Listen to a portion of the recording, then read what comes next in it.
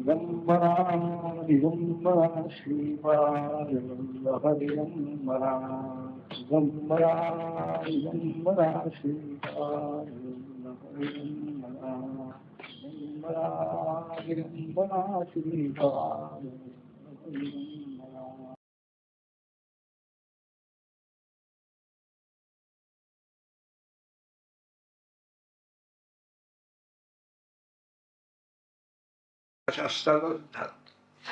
कर्मणा जायते जंतु कर्मणैव विलीयते सुखम दुःखम भयं क्षेमं कर्मणैव अभिवद्यते. युक्ती कर्माने जीव जन्माला येतो आणि ते कर्म संपल्यानंतर शरीर पाहतो. सुख दुःख हे सर्व ही कर्मामुळे मिळतो. त्याच्याच कर्माने ईश्वराचा काय संबंध? त्यांनी केलेल्या कर्माचं त्याला फळ मिळतं म्हणाले. ईश्वर आहे असं जरी मानलं तरी त्याच्या जीवाने जसं कर्म केलं असेल ते कर्म पाहून तो त्याला फळ देणार. म्हणजे कर्म हे श्रेष्ठ झालं की नाही. चांगली कर्म करावी म्हणजे ईश्वर चांगलं कर्माचं फळ देणार. ईश्वराचा याच्यामध्ये काय संबंध आहे तो म्हणाले. इंद्राचा काय संबंध आहे? पाऊस पडतो हे तो म्हणजे आमची कर्म आहे, कर्तव्य कर्म आपण करतो त्यामुळे पाऊस पडतो. पाऊस का पडतो हे सांगणार नाहीत पुढं. इंद्राचा काहीही संबंध नाही म्हणाली. फळ आपल्याला आपल्या कर्माने प्राप्त होत आहे. आपल्या स्वभावाला अनुसरून ही कर्म आपल्या वाट्याला आलेली आहे ती आपण करायची. सामान्य धर्म आहे, विशेष धर्म आहे, त्याप्रमाणे वागायचं आहे. हा एक उपदेश केला. प्रत्येकाची कर्म ठरलेली आहे. ब्राह्मण क्षत्रिय वैश्य शूद्र वगैरे सगळी कर्म ठरलेली आहे. आमची कर्म गायींचं रक्षण करणं, कृषी कर्म करणं ही सगळी आमची कर्म आहे. आम्ही आणखी या रानावनामध्ये राहतो, ह्या गायींचं पालन पोषण करतो, त्यांचं दूध वगैरे आम्हाला मिळतं. इंद्राचा काय संबंध आहे यार? इंद्र आम्हाला काय देतो? पाऊस तरी पडतो की नाही? पाऊस पडतो म्हणजे काय? इंद्र पाऊस पडतो काय म्हणाले? सांख्य सिद्धांत सांगताय सत्व रज आणि तम हे तीन पदार्थ आहे, सर्वव्यापी आहे. पंचभूतात्मक सृष्टी जशी आहे तसं त्रिगुणात्मक सृष्टी, त्रिगुण मुख्य आहे. त्या त्रिगुणापैकी या त्रिगुणाने सगळं कार्य सृष्टीचं चालू आहे म्हणाले. ही सगळी ही सृष्टिकार्य ह्या त्रिगुणावरून चाललेलं आहे. प्रकृती करती हा सिद्धांत त्यांनी मांडला नाही. त्रिगुणाच्या स्वाधीन सगळा असं सांगायचं नाही. पण या तीन गुणापैकी रजोगुण जो आहे त्या रजोगुणाचं कार्य म्हणजे विश्वाची उत्पत्ती. सगळे जीव काय, सगळी झाडं काय, सगळं उत्पन्न होतं. उत्पन्न होणं हे कार्य रजोगुणाचं. रजोगुण म्हणजे क्रिया आहे. त्या क्रियेमुळे मेघ येतात आकाशामध्ये, मेघातून पाऊस पडायला लागतो, तो पाऊस खाली पडतो, त्याच्यापासून आणखी सगळं धान्य निर्माण होणं हा परिणाम आहे. परिणामवाद आहे. आपोआप हे सगळं कार्य चाललेलं आहे. रूपांतर होणं पर्जन्य आहे. पर्जन्य भूमीमध्ये पडलेलं आहे, बीज टाकलेलं आहे, त्याचं रूपांतर म्हणजे धान्य येत आहे. हे कार्य चाललं. यात कोणीही प्रवर्तक नाही म्हणाले. ह्या रजोगुणाच्यामुळे सगळं चाललेलं आहे. इंद्राचा काहीही संबंध नाही. इंद्राला कधी तुम्ही पाहिलं तरी आहे ना? महेंद्र किंग करिष्यती हे विचारले. आम्ही म्हणाले वनामध्ये राहणारे, या डोंगरावर राहणारे आम्ही, प्रत्यक्ष समोर आमच्या हा गोवर्धन पर्वत आहे, हाच आमचा देव आहे म्हणाले. याच्यामुळे आम्हाला आणखी सगळं गवत मिळतं, आमच्या गायीला फळं वगैरे मिळतात, सगळं आम्हाला मिळत आहे. याची पूजा केली पाहिजे. प्रत्यक्ष देव सोडून आणखी न दिसणारा इंद्र त्याची पूजा करायची, त्याचं हे करायचं कोणी सांगितलंय म्हणाले.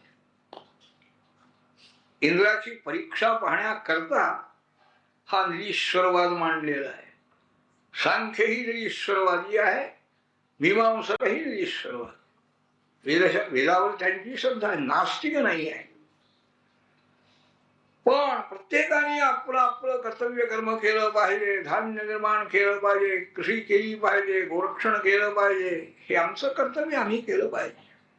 तेव्हा गोवर्धनाची पूजा करावी. सगळ्या गायीपासून आपल्याला आणखी सगळं दूध दही तूप वगैरे सगळं मिळतं, त्या गायींची पूजा केली पाहिजे. जे अत्यंत आणखी तपस्वी ब्राह्मण आहे, कृषी मंडळी आहेत, त्यांची पूजा केली पाहिजे. त्यांना सोडून आपण तुम्ही इंद्राला बोलावता आणि पूजा करता, हे आम्हाला पसंत नाही. झालं, सगळ्यांना बरं वाटलं, चांगलं आहे, खरं आहे. प्रत्यक्ष विष्णाच्या देवाचीच पूजा करावी. करा, सगळी तयारी करा, अन्न तयार करा, सगळ्या ऋषींना अन्नदान करा, गायींना चारा घाला, गोवर्धनाची पूजा करा, त्याला बलिदान करा, प्रदक्षिणा करा. कालात्मा श्रीहरी आहे, कालरूपाने सर्वावर त्याचं लक्ष आहे. तो कुठं नाही असं, काल सगळीकडे आहे. सर्व नंदानिक गोपाळाला समाधान हो बरं आहे म्हणा, आम्हाला हे आजपर्यंत समजलं नाही. ब्राह्मण मंडळी आलेली आहेत, स्वस्ती वाचन झालेलं आहे, आणखी पूजा केली, गोवर्धनाची पूजा केली, गायींची पूजा केली, ब्राह्मण मंडळींचा सत्कार केला, त्यांना अन्नदान केलेलं आहे. आणखी सर्वांचं भोजन झालं. गोवर्धन पर्वताला बळी गेलेला आहे, अन्न गेलेलं आहे, आणि प्रदक्षिणा करण्याकरता सर्व मंडळी निघाली. गाडीमध्ये रामकृष्ण आपल्या मातांच्या जवळ बसलेले होते, बाकीचे गोपाल पायाने चालत निघालेले आहे. मध्ये एकदम गोवर्धन पर्वताचं रूप धारण केलं भगवंताने. तो बोलायला लागला, गोवर्धन म्हणजे हेच होते. आज तुम्ही माझी पूजा केली म्हणाले, मला समाधान झालेलं आहे, असंच करत चला, तुमचं रक्षण मी करीन. इथं गाडीमध्ये गोपाल कृष्ण, तुमची पूजा तुमच्या देवाला मिळाली म्हणाले. हा गोवर्धन म्हणजे आमचा देव आहे, त्याने तुम्हाला दर्शन दिलेलं आहे, नमस्कार करा म्हणाले. आपणही नमस्कार केला. इंद्र तुम्हाला कधी असा येऊन भेटला होता का म्हणाले. असं कोणा सांगितलं. प्रदक्षिणा करून सर्व मंडळी आपल्या स्थानामध्ये येऊन पोचलेली आहे. इंद्राला मात्र राग आलेला आहे. हे सगळे गोपाल यांनी आपला धर्म सोडून दिलेला आहे, धर्म परिवर्तन केलं नाही. देवता बुद्धी कायम आहे, ती देवता बुद्धी कुठं ठेवायचं एवढं त्यांनी सांगितलं. तुम्ही आम्ही म्हणाले सामान्य मंडळी, गोवर्धनाला देव समजलं म्हणून काय बिघडलं, सर्व देवाचं रूप आहे, इतकंच केलं. इंद्राचा यज्ञ, इंद्राला आविर्भाव द्यायचा नाही वगैरे काय. आज आपण हे करूया. इंद्राला अत्यंत राग आलेला आहे आणि त्याने आपल्या प्रलयकालच्या मेघांना मंथनातून मुक्त केला. आणखी पाऊस पाडून सर्व गोकुलाचा नाश करा अशी त्यांना आज्ञा केली. मीही येतो म्हणाले. आणि पाऊस पडायला सुरुवात झालेली आहे. भयंकर पाऊस पडतो आहे, थंडी आहे, सूर्य दर्शन नाही, जिकडं तिकडं पाणीच पाणी आहे. सगळ्या गायी, सगळे गोपाल गोपी, सगळे गोपाल कृष्णांच्या जवळ आलेले आहे. बाबा इंद्र रागावलेला आहे, त्याचा यज्ञ आम्ही केला नाही म्हणून हा पर्जन्य वृष्टी होती आहे. कसं आता आपण जिवंत कसं राहील. गोपाल कृष्णाने पाहिलं, या म्हणाले, बाहेर घेऊन गेले. सगळं तो गोवर्धन पर्वत त्यांनी उचललेला आहे आणि हातावर धारण केला. याच्या खाली जाऊन राहा तुम्ही, पाऊस नाही, वारा नाही, काही नाही, पण चारी बाजूनी पाणी जात आहे आत. त्याला काय ते सांगतात. शेष भगवान होते असते, त्यांनी चारी बाजूनी आणि प्रतिबंध केला. पाण्याचा थेंबही आत गेला नाही. सगळ्या गायी, सगळे गोपाल गोपी सगळे खाली जाऊन राहिले. पाऊस पडे ना बाहेर. असे 7 दिवस निघून गेलेले आहेत. परंतु सप्ताहन नाशरत पदा 7 वर्षाचे वय होते आणि गोवर्धन पर्वत हातावर धरून गोपाल कृष्ण उभे राहिलेले आहे. सगळे गोपाल गोपी गाई सगळ्या खाली आहे. 7 दिवस झाले तरी एक पाऊल सुद्धा मागं पुढं नाहीये. घाबरू नका म्हणा. हे कृष्णांचं योग सामर्थ्याच्या इंद्राच्या दृष्टीला पडलेलं आहे. सामर्थ्य दृष्टीला पडल्याशिवाय अहंकार दूर होत नाही आहे. भीतीनं तरी अहंकार दूर होतो आणि ही भीतीच आहे. यापेक्षा आपण जर आणखी अभिनय केला, दाखविला उद्धटपणा, तर शासन होईल जास्त. इंद्रपदावरून खाली व्हावं लागेल ही भीती आहे इंद्राला. लगेच मेघ आपले त्याने परत आणलेले आहेत. पाऊस बंद झालेला आहे. सूर्य प्रकाश यायला लागला. सर्वांना सांगितलं बाहेर या आता. बाहेर मंडळी आलेली आहे. सर्वांच्या समक्ष तो गोवर्धन पर्वत जागच्या जागी ठेवून गेले. आनंद झाला. सर्व गोपाल गोपीला गाई प्रेमाने आणखी कृष्णाला सर्वांनी आलिंगन दिलेलं आहे. देवगंधर्वाने पुष्पवृष्टी केलेली आहे. वाद्य वाजत आहे. अशी अनेक कर्म भगवंतांशी झाली बालवयामध्ये. 7 वर्षाच्या वेळेला हे गोवर्धन घाडी धारण करण्याचं कार्य झाले.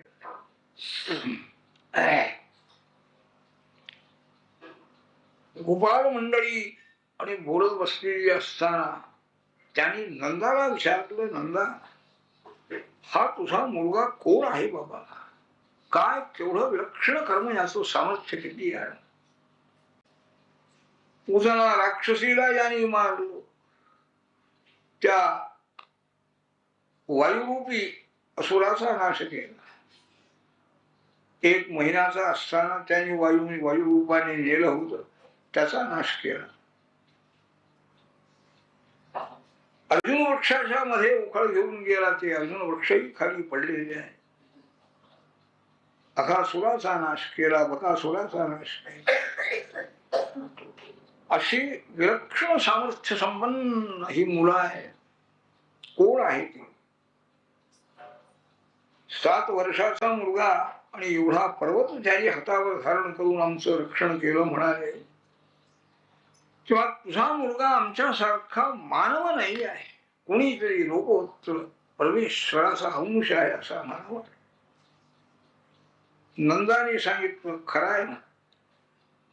गर्गाचार्यांनी मला यांचं नामकरण विधी झाल्यानंतर सांगितलेलं आहे की हा तुझा मुलगा म्हणजे मोठा समर्थ आहे. वासुदेव याचं नाव ठेवलं. वसुदेवापासून हा पूर्वी झालेला आहे आणि मोठा समर्थ आहे. आणखी अनेकांचं संरक्षण यांनी केलेलं आहे. तुम्हालाही सर्व संकटातून हा तारणारा आहे. याच्यावर प्रेम करा म्हणजे तुम्ही सर्व संकटातून मुक्त व्हा. हे गर्गाचार्यांचं सांगणं तुम्हाला मी आज सांगतो. हा नाही आमच्यापैकी मानव नाही आहे हे खरं आहे. गोवर्धन पर्वत धारण करून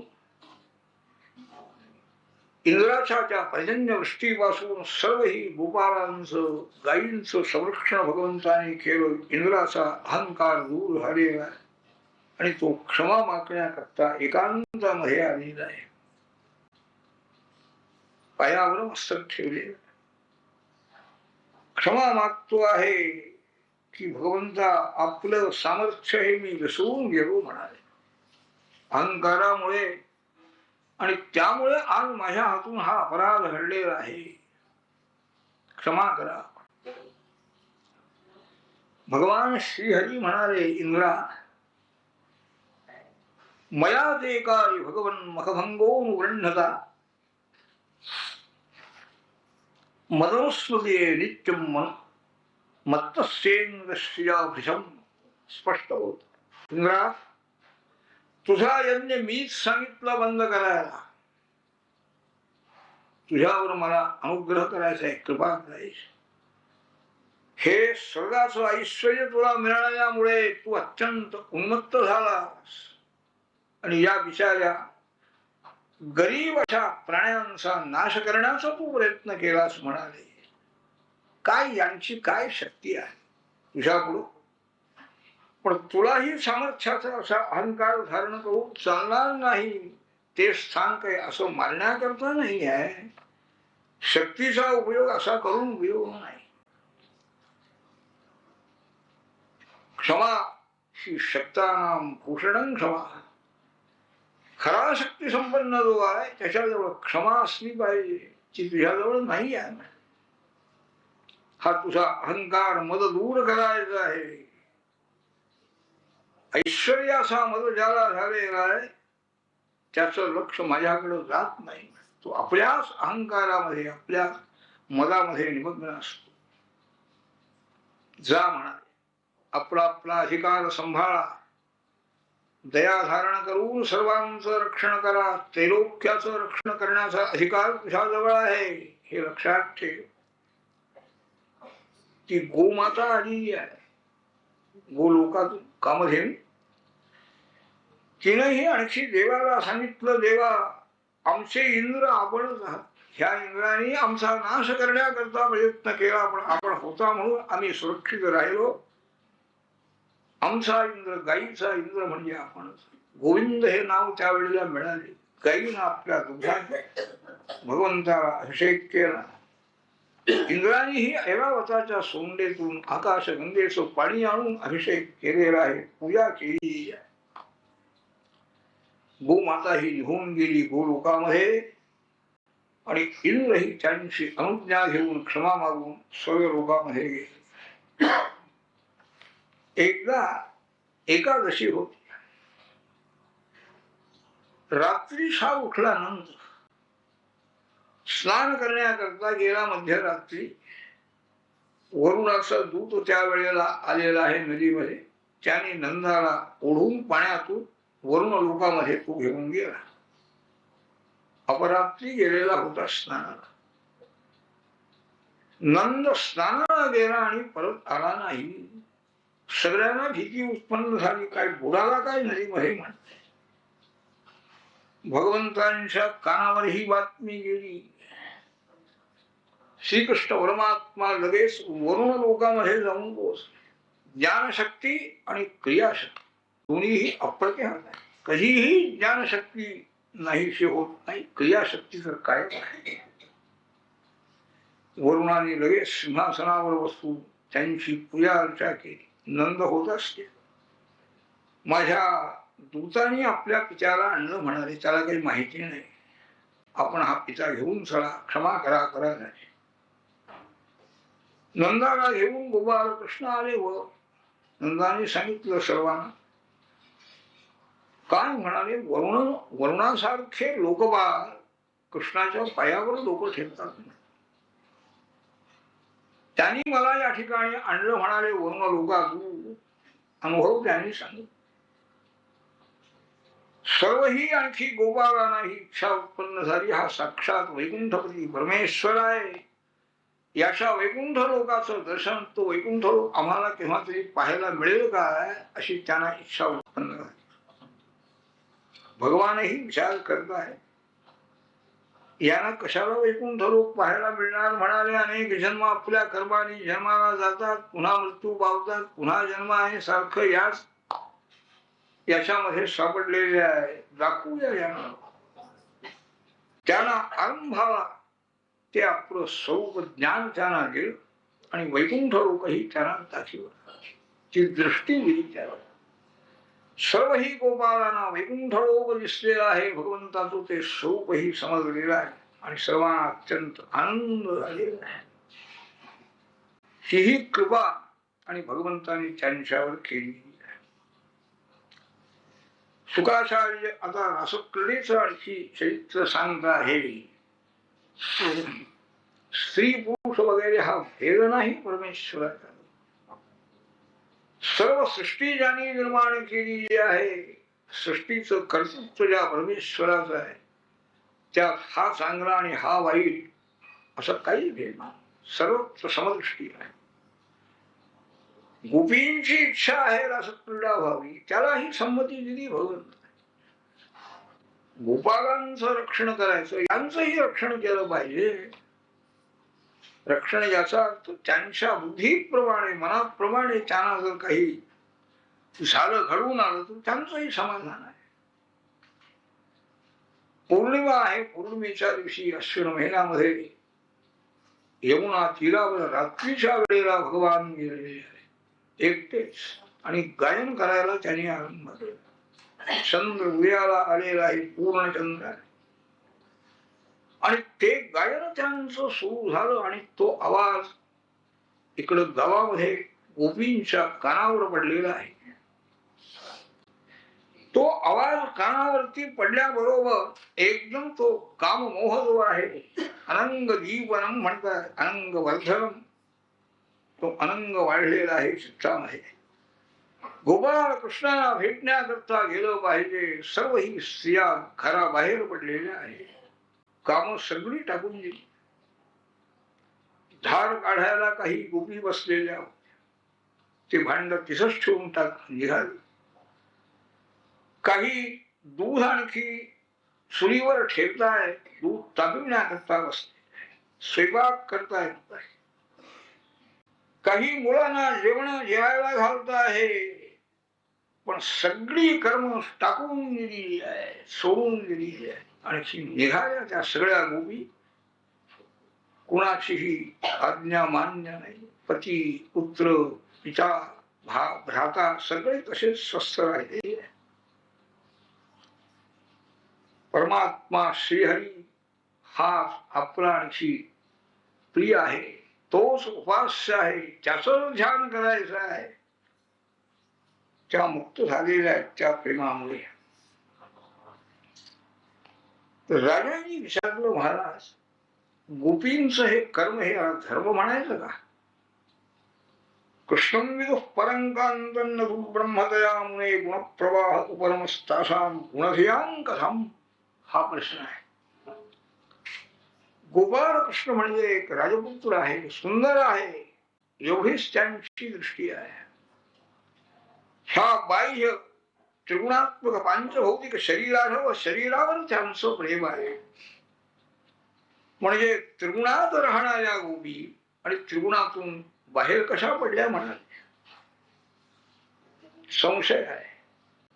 गोपींचा अपराध सांगताय, कृष्णाला इतक्यात बोलला नाही राजा, तो बोलणार आहे. गोपीने हे कर्म चांगलं केलं नाही असं मला वाटतं. शुकाचार्य सांगतात, राजा तुला शिशुपालाची कथा पूर्वी सांगितलेली आहे ना. भगवंताचा द्वेष करणारा शिशुपाल जन्मभर ज्याने द्वेष केला तोही मुक्त झालेला आहे. मग प्रेम करणाऱ्या गोपींना मुक्ती मिळणार नाही? त्यांनी जे प्रतीक डोळ्यासमोर ठेवलेला आहे तो परमात्मा आहे. इतर कोणावर त्यांनी प्रेम केलं असतं तर तो अधर्म झालेला आहे. पण त्यांच्या डोळ्यासमोर त्यांच्या मनामध्ये सर्वदा परमात्म्याची मूर्ती आहे, त्याचा हा प्रभाव आहे. काम, क्रोध, भय, प्रेम काय असेल ते सगळे हरीबद्दल आहे. हरीच्याबद्दल हे सगळे विकार होत नाही, उलट हरी तन्मय अंतःकरण. योगेश्वर श्रीकृष्ण परमात्मा आहे. त्याची मूर्ती ज्यांनी मनामध्ये ठेवलेली आहे त्यांना मोक्ष कसा मिळाला हा संशय तू मनामध्ये बाळगून नकोस. सर्व गोपी आलेले आहे. गोपाळ कृष्णाने त्यांचं स्वागत केले. या म्हणाले. का कशा करता आला हे विचारताय का? केवढी रात्र भयंकर म्हणाले, आणि अशा रात्रीच्या वेळेला घरदार सोडून तुम्ही इथं आला. तुमचे माता पिता मुलं बाळ त्याचप्रमाणे पती सगळे तुमचा शोध करत असतील म्हणाले. कुठं गेला बायका? जा तुम्ही इथं राहू नका. हे वनाची शोभा पाहिली, पौर्णिमा आलाय, हे सगळी शोभा पाहिली, आता घरी जायला हरकत नाही. मुलं बिलं रडत असतील म्हणाले, त्यांना दूध पाजा. माझ्या प्रेमामुळे तुम्ही आला, काय हरकत नाही. सर्व जे जीव आहेत माझ्यावर प्रेम करताय, पण तुमचं कर्तव्य असं आहे भर्तुशुश्रूषणं स्त्रीणां परो धर्मो ह्यामादय तद्बंधूनांच कल्याण प्रजानांच अनुदूषणं. तुमचं स्त्रियांचं कर्तव्य मुख्य म्हणजे भर्त्याची सेवा करणं, पतीची सेवा करणं, पतीचे आप्त बांधव त्यांचीही सेवा करणं, आपल्या संतती मुलाबाळांचं संगोपन करणं हे तुमचं कर्तव्य आहे म्हणाले. कसाही दोषी पती असला तरी त्याचा त्याग स्त्रियांना करता येणार नाही. आणि माझ्या जवळ येऊन काय करणार? सन्निकर्ष सान्निध्यामध्ये प्रेम राहत नाही म्हणाले, दूर असावं. समर्थाने कल्याणाला पाठवून दिलं, डोंगावळा जाऊन राहा म्हणाले आणि इकडं समाधी झाली. त्यांना वाईट वाटत नाही. त्यांचं अंतःकरणामध्ये उत्पन्न झालेलं प्रेम गुरुभक्ती ही तशी टिकली पाहिजे, वाढली पाहिजे. जा तुम्ही घरी जा, तुमचं प्रेम तिथं राहूनच आणखी चांगलं राहील. शुकाचार्य महाराज म्हणतात, राजा त्या गोपीने हे ऐकल्याबरोबर त्यांना अत्यंत वाईट वाटते. खाली मान घातली त्या सर्व गोपींनी. दुःख झालेलं आहे, नेत्रामध्ये अश्रू आलेले आहे आणि त्या म्हणाल्या, देवा केवढं कठोर भाषण आपण करता, आपल्या दर्शनाकरता आम्ही या ठिकाणी आलो आणि आम्हाला घरी जायला सांगता. तुमच्या दर्शनाने संसार बंधनातून मुक्त होता येतं आणि आम्हाला तुम्ही संसारातच राहायला सांगता. कर्ममार्ग श्रेष्ठ आहे, शास्त्राची आज्ञा श्रेष्ठ आहे. तुमचं दर्शन, तुमचं सान्निध्य, तुमचं चिंतन याच्यामध्ये काहीही फळ नाही का, सामर्थ्य नाही का? कशाला आणखी या सगळ्या पती पुत्र या संसारामध्ये आम्हाला पाठवतो? आजपर्यंत आम्ही संसारात होतो, पण आता मात्र आमचं मन संसारातून बाहेर पडलेलं आहे. आम्हाला कशाचीही काळजी नाही, मुलाबाळांची काळजी नाही, माता पितरांची नाही, काही नाही, काही संबंध नाही आम्हाला. आपलं दर्शन ज्या वेळेला घडलेलं आहे, घडत आहे, तर हे सोडून आम्ही कसं जायचं असं त्या म्हणाले. नाही, आम्ही जाऊ शकत नाही म्हणाले. भगवती लक्ष्मी देवी चंचल म्हणतात तिला, पण ती आपल्या चरणाजवळ आलेली आहे, राहती आहे, स्थिर आहे. तेव्हा आम्हाला आता परत घरी पाठवू नका, आपण आपली सेवा घडावी एवढीच आमची इच्छा आहे. असं त्या सर्व ही गोपींनी भाषण केल्यानंतर भगवान श्रीहरीने त्यांच्या इच्छेप्रमाणे रसक्रीडेला सुरुवात केली. त्या शेकडो गोपी आहेत. भगवंतांनी त्यावेळेला त्यांच्या बरोबर आणखी ही क्रीडा सुरू केली.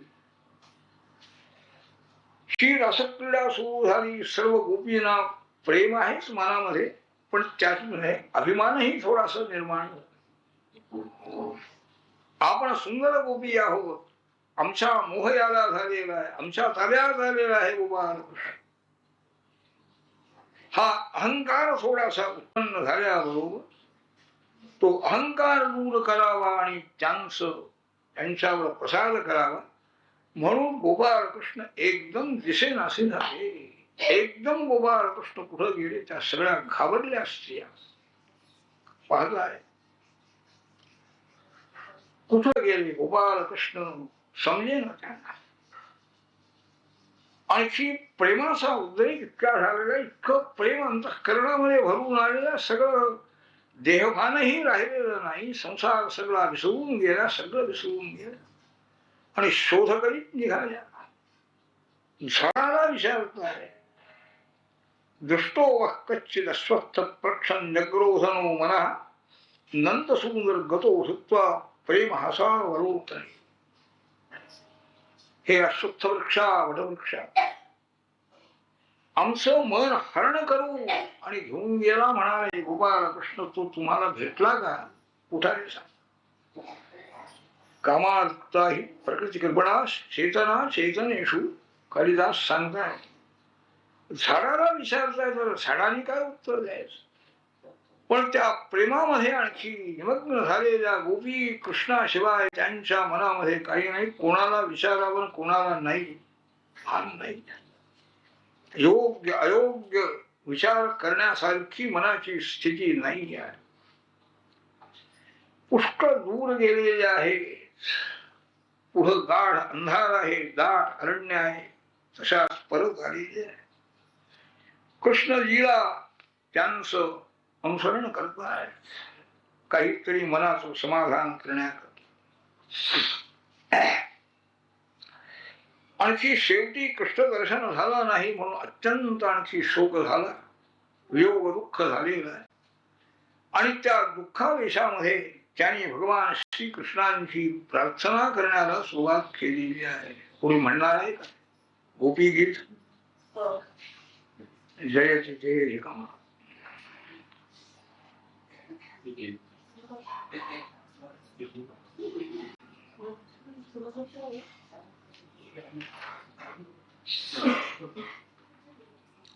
हे पाहिजे काय बसवूनच म्हणा. कोण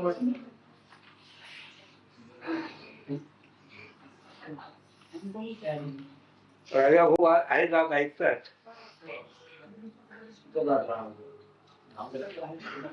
हे पाहिजे का?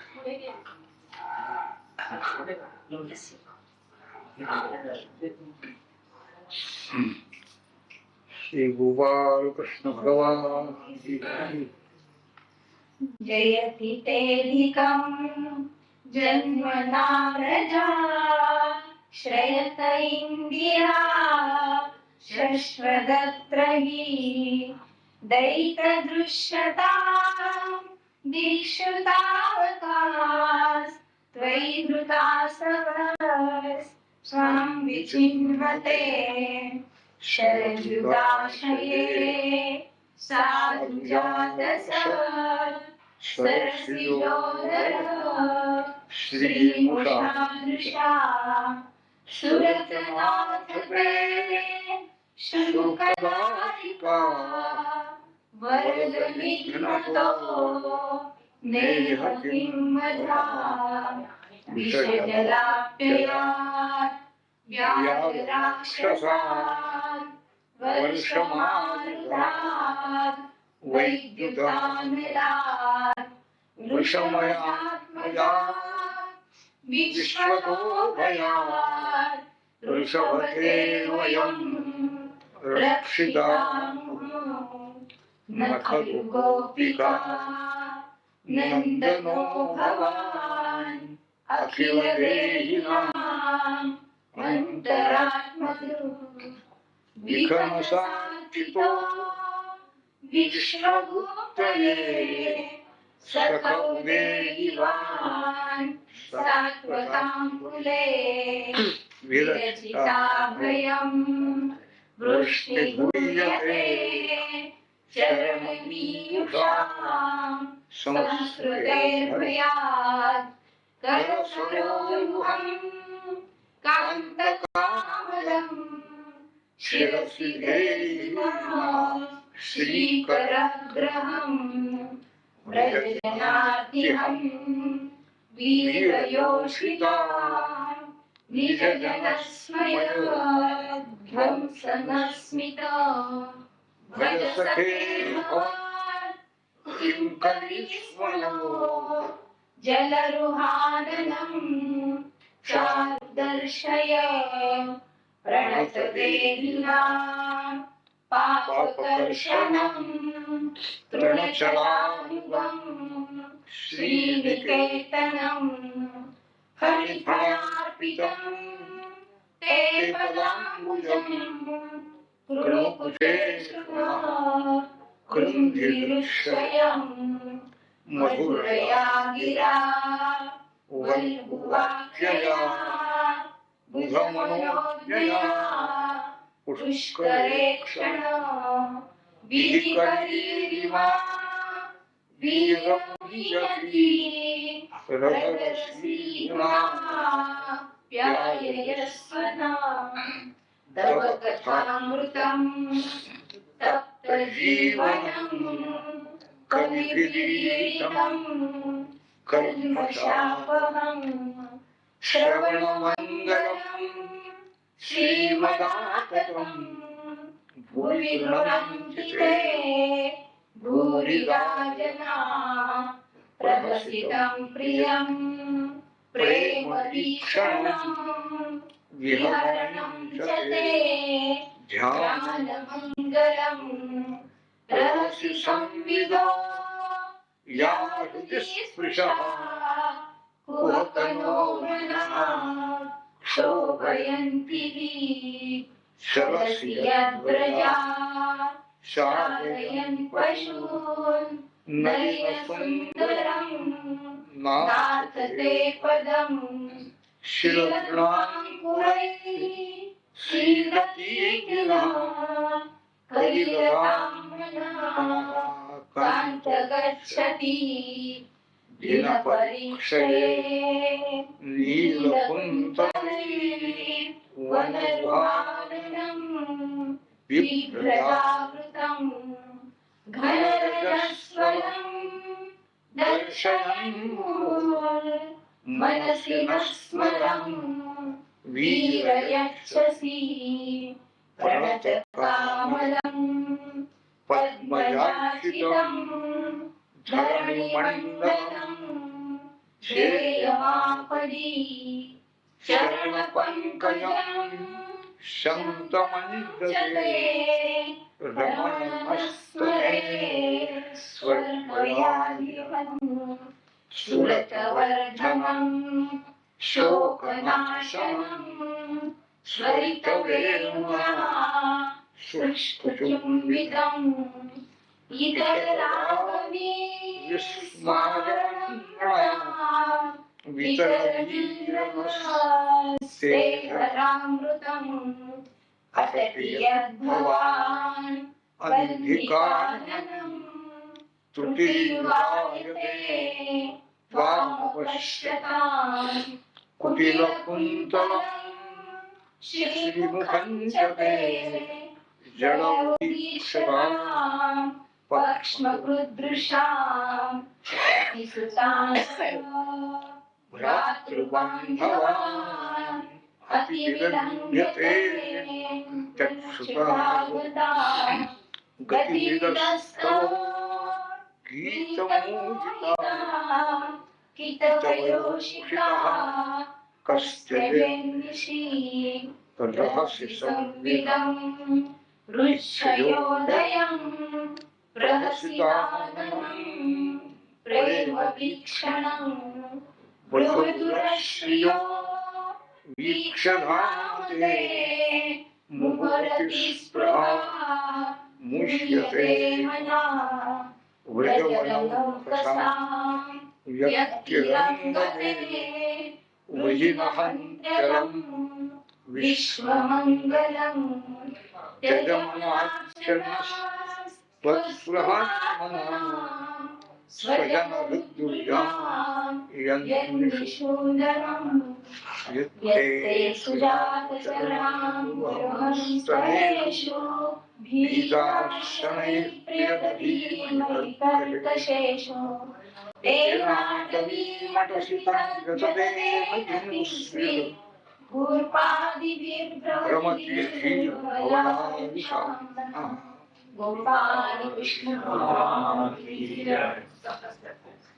गोपी अत्यंत शोकाकुल झालेला आहे.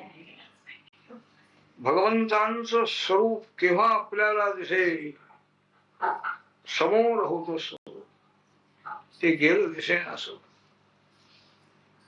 ध्यानामध्ये आणत आहेत आणि त्या गोपाल कृष्णांची प्रार्थना करत आहे. गोपी गीत म्हणजे अत्यंत त्याच्यामध्ये प्रेम भरलेलं आहे.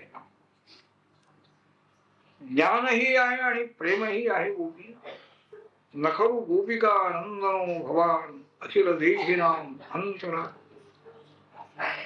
बाह्य रूपाच्या ठिकाणी ही आसक्ती आहे, प्रेम आहे. आणखी मुख्य जे रूप आहे अंतरात्मा परमात्मा आहे. ब्रह्मदेवानी प्रार्थना केल्यामुळे हे रूप घेऊन आपण आला म्हणाले जगद रक्षणा करता. त्या स्वरूपाची ही जाणीव आहे त्यांना, पण मन तिथं टिकत नाही. मनाला हे स्वरूप अत्यंत प्रिय आहे आणि तिचं मन स्थिर झालेलं आहे.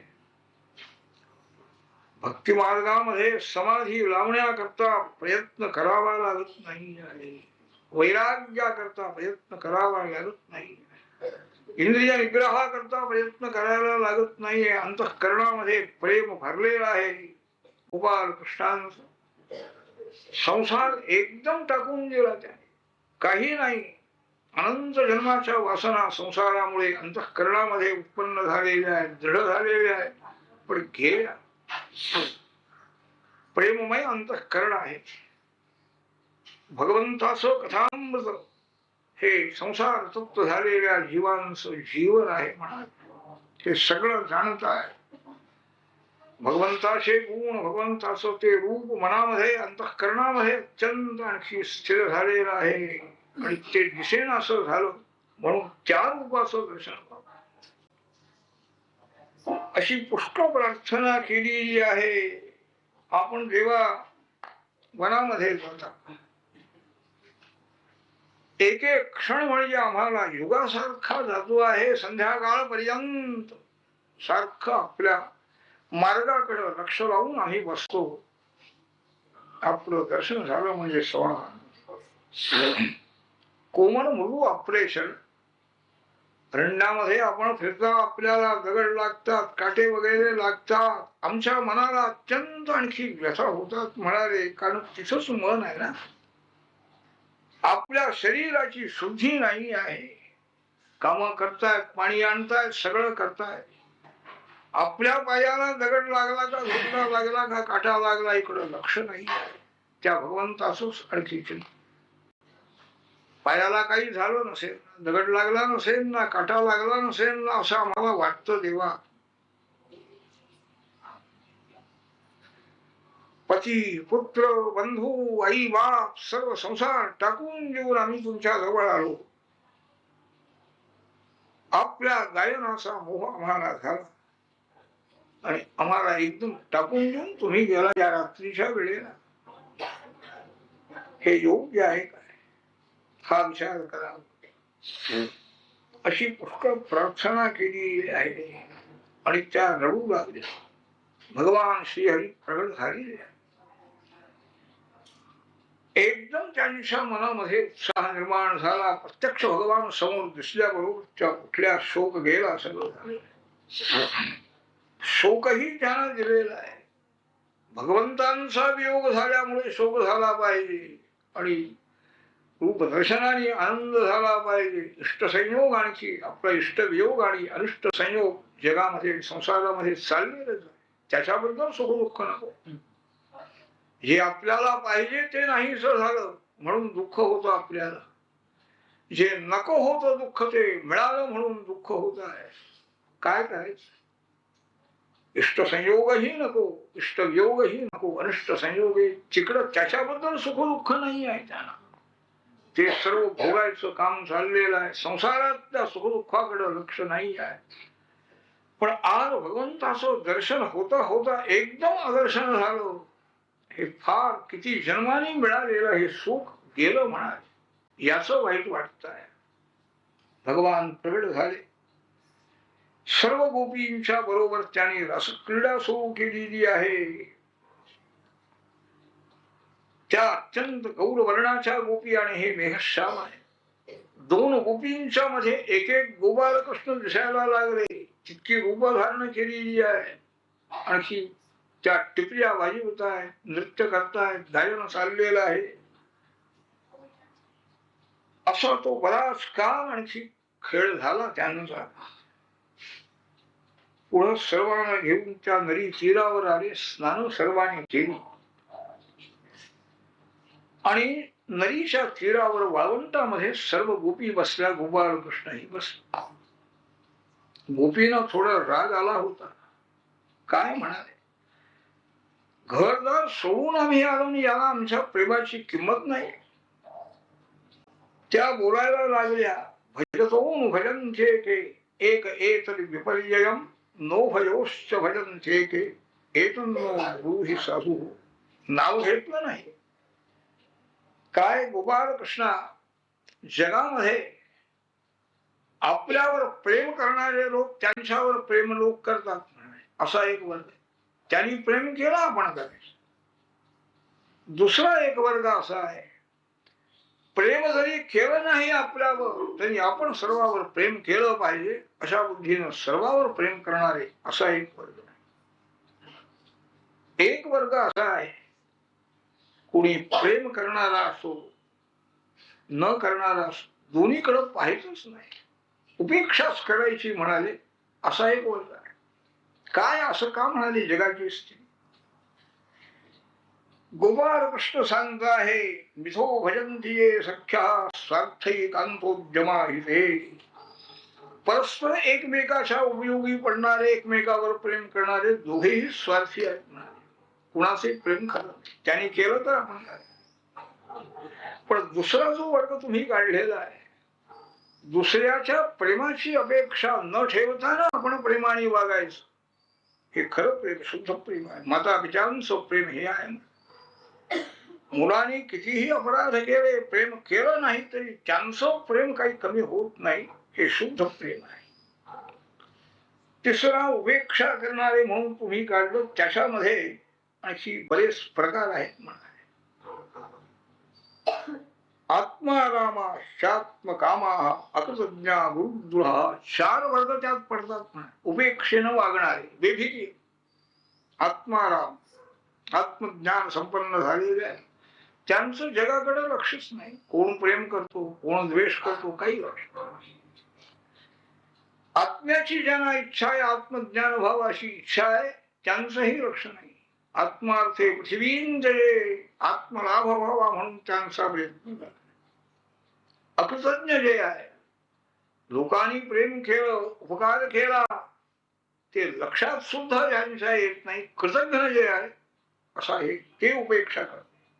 आणि अत्यंत कठोर वृत्तीचे, तामसी वृत्तीचे लोक, त्यांचंही याच्याकडे लक्ष नाही. यापैकी कोणत्या वर्गात तुम्ही मला घात दिलाय तरी विचार. मला उद्देशूनच तुम्ही बोलला ना. मला काय आत्माराम म्हणता, आत्मकाम म्हणता, अकृतज्ञ म्हणता का तामसी वृत्तीचा म्हणता तुम्ही? मी असं वाटतो म्हणाले एकदा, एक वेळेला, की भक्तांना सुद्धा आणखी दर्शन देत नाही.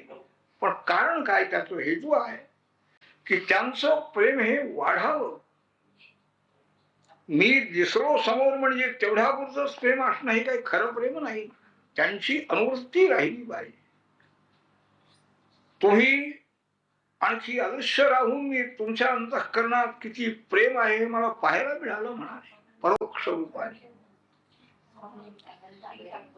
भगवान बोलून नवादयेहम निरवज्य सैनुजाम स्वसाधु कृत्यम विबुधा युषामिवहा यामा भजन दुर्जर गेह शृंखला संवृष्ट तरुभ प्रतियातु साधुना. या गोपींनी माझ्यावर जे प्रेम केलेलं आहे, अत्यंत शुद्ध प्रेम आहे. त्या प्रेमाचा मी उतराई होणार नाही, प्रेमाची परतफेड मी करू शकणार नाही.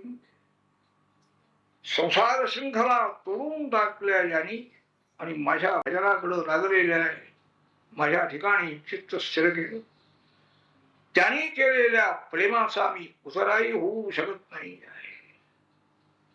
पुन्हा त्यांच्यावर उपकार करावा अशी मला इच्छाही नाही आहे.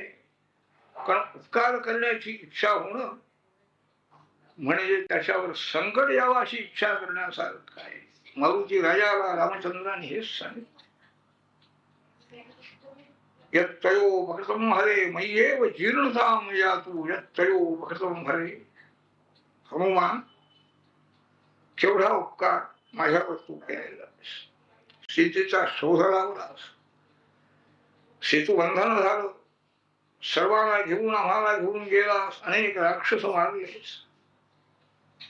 हे सगळं कार्य तुझ्यामुळे झालेलं आहे म्हणाले. माझ्यावर उपकार, सीता मला मिळाली तुझ्यामुळे मिळाली. हा तुझा उपकार माझ्या ठिकाणी जीवन जाऊ दे, या उपकाराची फेड करण्याची पाळी मला येऊ नये. कारण तुझा उपकार फेडायचा म्हणजे तुझ्यावर संकट यावं अशी इच्छा करणार नको. मारुतीवर संकट केव्हाही येऊ नये. मारुती नित्य आणखी सुखी राहावा श्रीरामांची इच्छा आहे. तसं भगवान सांगताय. तुमचं प्रेम मोठं अवर्णनीय आहे. याप्रमाणे बराच वेळ झालेला आहे. समाधान झालं त्या गोपींचं. आणखी पहाटेची वेळ झाली आहे. सांगितलं भगवंतानी आता घरी चला म्हणाले तुम्ही. पुष्कळ वेळ झाला. रात्र सगळी चंद्रास्त झालेला आहे. सगळ्या गोपी आणि आपल्या घरी परत गेलेले आहे. हे सगळं चरित्र ऐकलं परीक्षित राजाने आणि त्यांनी विचार गुरु महाराज संस्थापनाय धर्मस्य प्रशमाय इतरस्य अवतीर्णो हि भगवान अंशेन जगतः जगदीश्वर सकथं धर्मसेतूनां वक्ता कर्ता हि रक्षिता प्रतीकम आचरण ब्रह्मन् परदाराभिमर्शनम्. धर्माची स्थापना करावी, धर्माचं संरक्षण करावं, अधर्माचा नाश करावा याकरता भगवान अवतार घेऊन आलेले आहे. आणि ह्या परस्त्रिया रूपी यांच्या बरोबर रसक्रीडा त्यांनी केली. हा अधर्म झाला नाही का? धर्माच्या रक्षणाकरता अवतार घ्यायचा आणि अधर्माला प्रोत्साहन द्यायचं. आपण अधर्म करायचं काय? मला संशय निर्माण झालाय म्हणाले. गोपाळ कृष्णांचं चरित्र आपण सांगता, पण या चरित्राबद्दल मला संदेह आहे. शुकाचार्य थोडे रागावले. किती सांगायचं म्हणाले. आता त्यांनी थोडं रागातच उत्तर दिलं. हो म्हणाले. धर्म व्यतिक्रम दृष्ट ईश्वराणांच साहसम तेजसा नरोषाय बंधे सर्वभुजो यथा. कृष्णाचा अपराध झाला, कृष्णाने अधर्म केला असं तुला म्हणायचं काय? होईल म्हणाले. ते वाटेल तसं वाक्य. श्रेष्ठ पुरुष आहे. सर्व एकंदर पाप पुण्यातून पलीकडे गेलेले आहेत. ते त्यांना पापही नाही आणि पुण्यही नाही आहे. तू काय तुला कल्पना आहे का त्या परमेश्वराच्या महात्म्याची, सामर्थ्याची? पेटलेल्या अग्नीमध्ये ओलं लाकूड टाका, वाळलं टाका, तू जाळून टाकतो आणखी नेहमी प्रदीप्त राहतो आहे. तशी यांची स्थिती आहे. ही लक्षात आण तू आणि विचार असे प्रश्न करतो. मनाने सुद्धा अशा लोकांच्या या कर्माचा असा विरुद्ध विचार करू नये म्हणाले. मनाने सुद्धा तसं आचरण करू नये इतरांनी समर्थाने. जर तसं वागायला लागले इतर जी श्रेष्ठ पुरुषांनी असं वागलेले आहे, श्रेष्ठ कृष्णाने असं केलं, रसक्रीडा केली नाही, त्यांचा नाश होऊ. समुद्रातून उत्पन्न झालेलं विष भगवान शंकरांनी प्राशन केलं म्हणून दुसरं जर घ्या जाईल तर मरेल. श्रेष्ठ पुरुष जसं सांगतात तसं वागावं. त्यांच्या आचरणाप्रमाणे आचरण करू नये.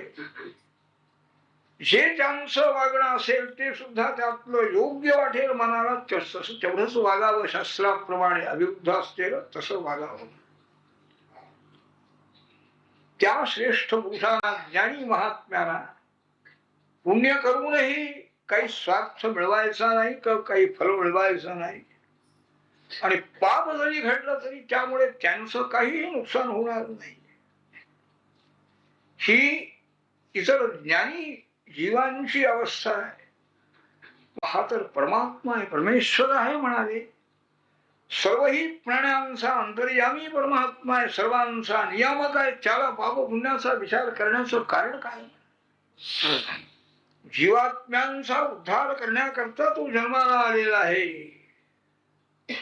ज्या परमेश्वराचं ध्यान करणारे, अखंड चिंतन करणारे मोठे मोठे ऋषी हे सुद्धा वाटेल तसं वागतात एखाद्यावर. त्यांनाही त्या कर्माचा संबंध नाही. कर्मबंधन कुणाला आहे म्हणा? अहंकारी जीव जोपर्यंत आहे तोपर्यंत कर्मबंधन आहे.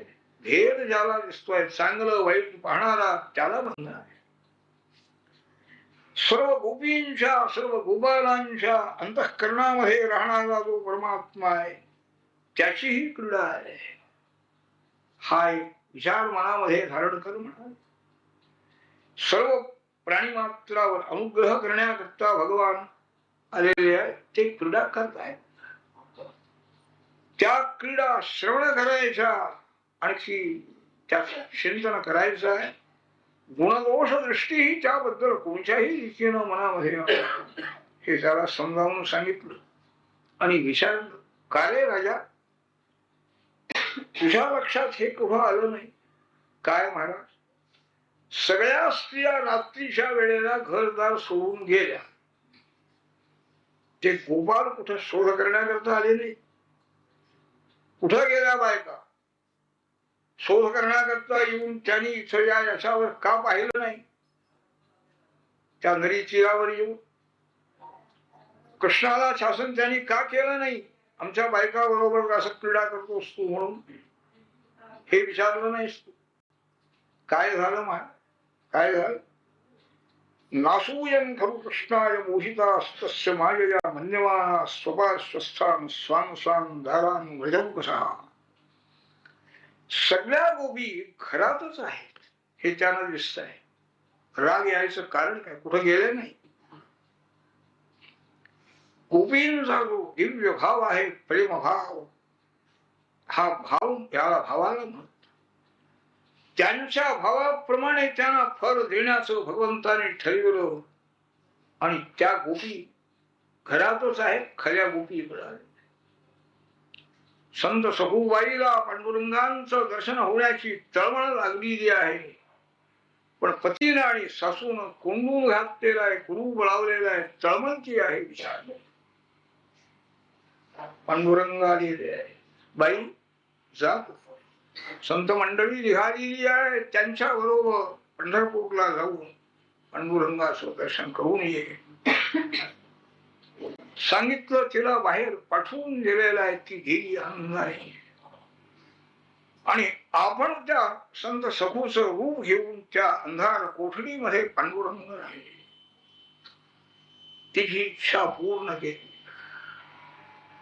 अनंत जन्म संसाराच्या आसक्तीमध्ये सापडलेला जीव कोणत्या तरी जन्माच्या पुण्याईनं म्हणा किंवा संतांच्या कृपेनं जर त्याच्या मनामध्ये भगवत प्रेम निर्माण झालं तर त्या प्रेमाप्रमाणे त्याचं फळ देण्याला दुसरा कोण समर्थ आहे?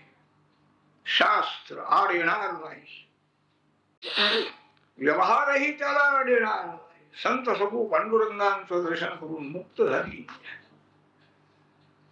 त्याप्रमाणे या गोपी भगवंताचं सान्निध्य मिळावं,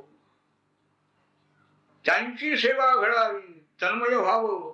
नुसतं बाहेर राहून तन्मय होणं निराळ आणि सन्निध राहून होणं हाही एक भाग आहे.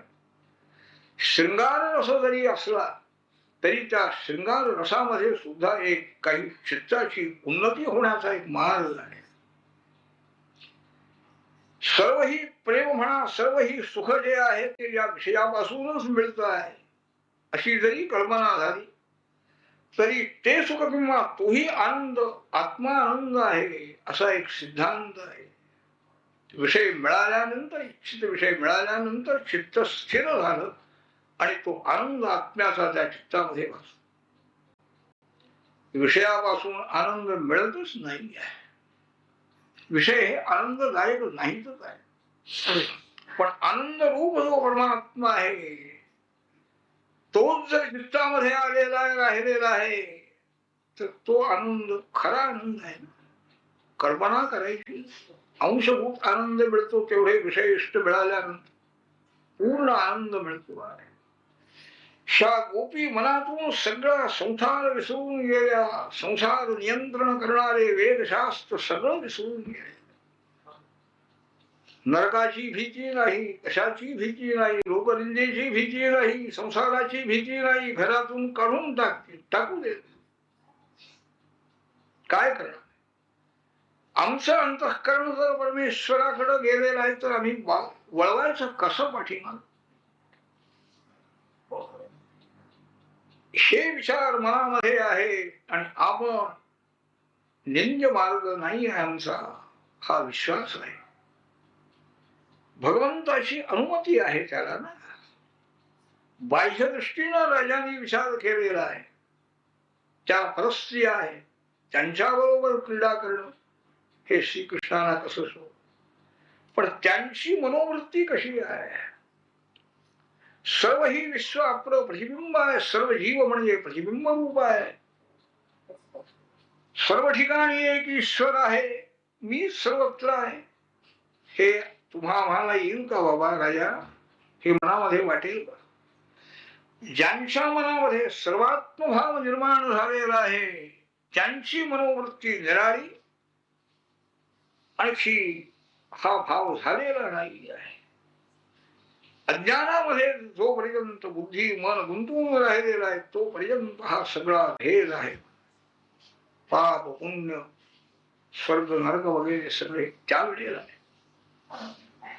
ज्या गोपी भगवत प्रेमामुळे ह्या सर्व बंधनातून पलीकडे गेलेल्या आहे त्या गोपींची योग्यता ही तुझ्या मनामध्ये आली नाही. आणि भगवान कृष्णाची योग्यता तर नाहीच नाही. उगीच आक्षेप घेतोस म्हणाले राजा. विचार हे समजून सांगितलेलं आहे. गोपी पुन्हा परत आल्या आपल्या घरी. त्या होत्याच तिथं. त्या अदृश्य झाल्या या तिथं. शुकाचार्य महाराज या रासक्रीडा चरित्राची फलश्रुती लिहित आहे. विक्रीडितम वजवधूभिर्जंज विष्णू श्रद्धान्वितो शृणुयात् अथ वर्णयेत् यः भक्तिं परां भगवती प्रचिरभ्य कामं मृतरोगमाश्वपहिनो चशरेण धीरः. गोपी ज्याप्रमाणे दृढनिष्ठा ठेवून होत्या ईश्वर प्रेम ईश्वर श्रद्धा त्यांच्या मनातली कुणालाही घालवता आली नाही. शुकाचार्यांनाही ते पटलेलं आहे आणि त्यांनी हे चरित्र सांगितलं. शुकाचार्य महाराजांच्या सारखे ब्रह्मज्ञानी महात्मे त्रिगुणातीत झालेले त्यांना गोपींचं महात्म्य सांगावं असं वाटलं. सांगणारे ते आहे हाही विचार केला पाहिजे. या चरित्रावर आक्षेप घेणारे ज्यांना भगवान काय आहे भगवत भक्त काय आहे त्यांची मनस्थिती काय आहे भक्तिमार्ग म्हणजे काय आहे याबद्दल काहीही माहिती नाही. संस्कार सुद्धा मनामध्ये नाही. त्याने नुसतं वर वर पाहून असा आक्षेप घेणं हे चांगलं नाही. स्त्रियांच्या कर्तव्य जर स्त्रियांना करायचं असेल तर हे करता येणार सांग. निष्ठा ज्यांच्या मनामध्ये उत्पन्न झाली त्यांना पटलं पाहिजे. म्हणजे अयोध्येचं काम कसं होतं हे राजाला पाहायला मिळेल. त्या सगळ्यांची सुधारणा करू शकतात. हे कार्य स्त्रियांच्या प्रेमामुळे परीक्षित राजाला सुद्धा शुकाचार्यांनी गम बसायला लावलेला आहे. तुझा अधिकार नाही ऐकून घे श्रद्धा ठेव. आणि हे चरित्र जे श्रवण करतायत किंवा वर्णन करतात श्रद्धेनं त्यांचा कामनाचा जो रोग आहे भयंकर तो नष्ट होतो म्हणाले. या चरित्र श्रवणाचं हे फल आहे. असं क्रीडा चरित्र रोज चिंतन करणारा तो निष्काम होऊन जातो आहे. हे याचं फल आहे. शुकाचार्य महाराज हे काम करता येणार. स्वातंत्र्य पाहिले ना स्वातंत्र्य यामुळे उत्पन्न होईल. सर्व पुरुषांना सुधारण्याची शक्ती या परमेश्वराच्या प्रेमामुळे स्त्रियांना निर्माण होईल. पुरुषांना नियम्य व्हावा लागेल. नियम्यच करायचं ना तुम्हाला असं तरी नियम्य करा. व्यवहारामध्ये स्वातंत्र्य मिळवून काही उपयोग नाही आहे. आर्थिक दृष्टीनं स्वातंत्र्य कोणत्याही दृष्टीनं स्वातंत्र्य. पापपुण्याचा विचार नाही काही नाही. सर्व विचार सोडून येऊन जर स्वातंत्र्य पाहिजे असेल तर त्याचा स्त्रियांनाही उपयोग नाही पुरुषांनाही उपयोग. हे काम स्त्रिया करू शकते. सगळी सुधारणा शासनाला सुद्धा न मिळण्याचं सामर्थ्य स्त्रियांचं आहे. पण इकडं बुद्धी कोण वळवणार. तसंच काही कार्य चाललेलं आहे. ईश्वराची इच्छा आहे बरी अशी केवळ ईश्वर इच्छा.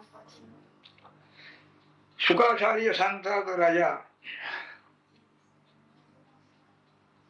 सर्व हे एके दिवशी देवीची काही यात्रा होती वाटतं वार्षिक यात्रा. त्याकरता सर्व गोपाल मंडळी देवीच्या दर्शनाला गेली.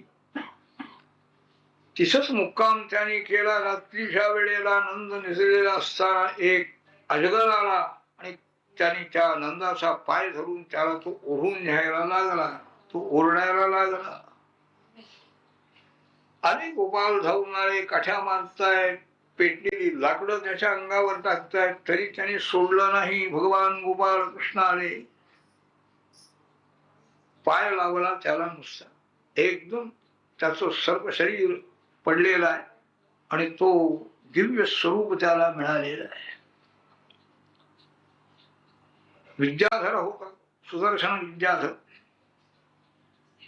त्यांनी सांगितलं, मी सुदर्शन विद्याधर, माझ्या स्वरूपाचा सौंदर्याचा मला अहंकार होता आणि एके दिवशी अंगिरा ऋषी माझ्या दृष्टीला पडले. वाकलेलं शरीर, वाकडं झालेलं आहे, कुरूप आहे आणि मी हसलो त्यांना पाहून. त्यांनी मला सांगितलं, तू सर्व होय. शाप दिला. आपल्या पादस्पर्शाने माझा उद्धार झालेला आहे. ब्रह्मदंडापासून मी मुक्त झालो आपल्या कृपेनं. ही शक्ती आहे. भगवत भक्तांची जी शक्ती आहे ती अशी आहे व भगवंताची का नसेल. याप्रमाणे पुष्कळ निरनिराळ्या क्रीडा चाललेल्या आहे.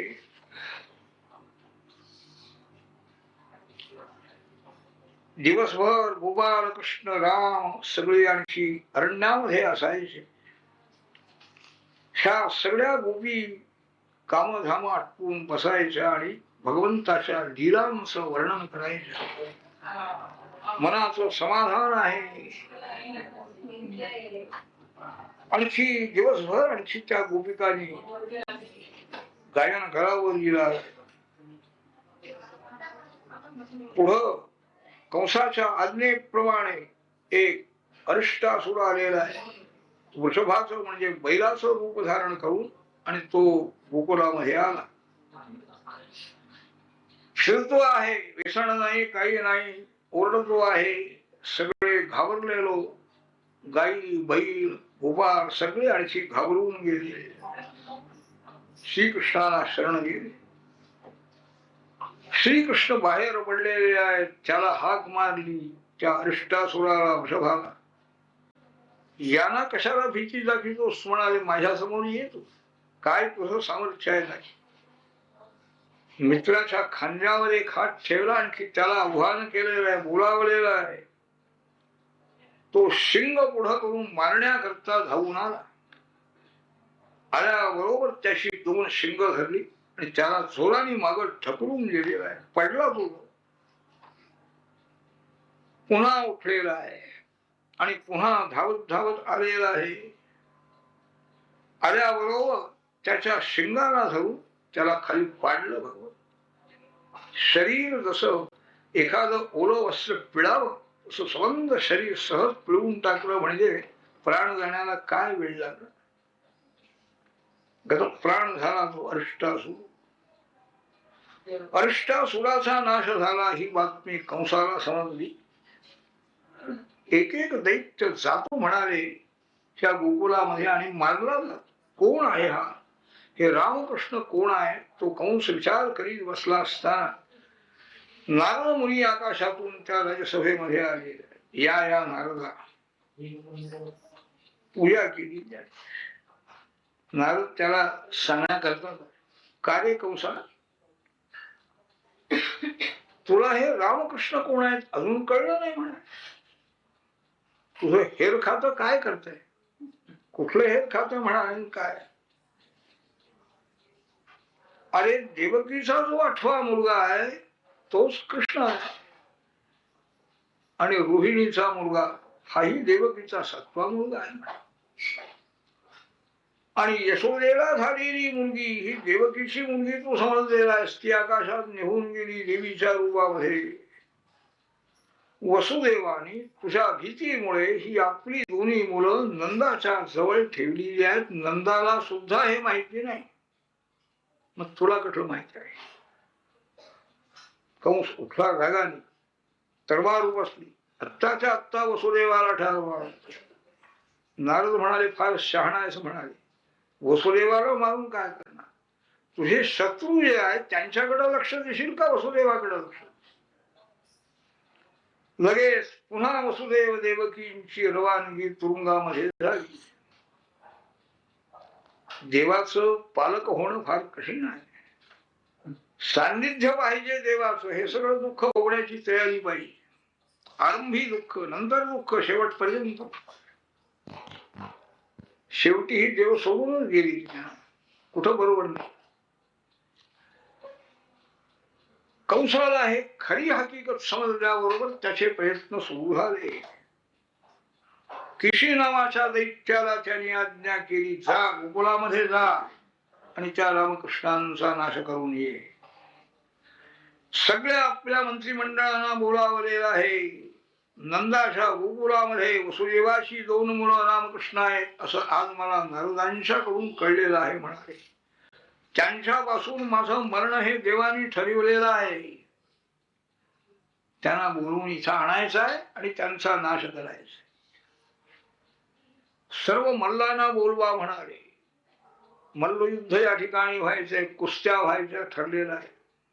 त्या निमित्ताने त्यांना बोलवायचं आहे. कोलया बीड जो मोठा हत्ती आहे तो दरवाजामध्ये उभा करा. हे सगळी त्यांनी योजना केली. धनुर्याग सुरू करा, त्या धनुष्याची पूजा करा अशी आज्ञा केली. आणि अक्रूरजींना बोलावून आणलं आहे. आणि अक्रूरजी राजवाड्यामध्ये या अक्रूरी, तुमच्यावर माझा अगदी पूर्ण विश्वास आहे. तुम्ही अगदी माझ्या अगदी प्रेम करणारे, आत्मीयता व्यक्त करणारे, माझे काम आहे तेवढं करा. वसुदेवाने आपली 2 मुलं गोकुळामध्ये नंदाच्या जवळ ठेवलेली आहेत असं नारदांनी मला उत्तर सांगितलं. त्या दोघांना इथं घेऊन या. हा माझा रथ घेऊन जावा उद्या आणि त्या रथामध्ये त्यांना घेऊन या. त्यांना सांगा धनुर्याग आहे, मल्ल क्रीडा आहे, मोठ्या मोठ्या कुस्त्या आहे आणि तुमच्या मामाला तुम्हाला पाहण्याची फार इच्छा उत्पन्न झाली म्हणे. त्याला आज समजलं, नाहीतर मागच त्यांनी तुम्हाला आणलं असं. मथुरा राजधानी पाहायला मिळेल असं सांगून घेऊन या. आणि तो जो कंस आहे नास्तिक आहे, सगळं हे आहे, तरी सुद्धा राजनैतिक माहिती नाही. दिगंबरा दिगंबरा श्रीपाद वल्लभ दिगंबरा.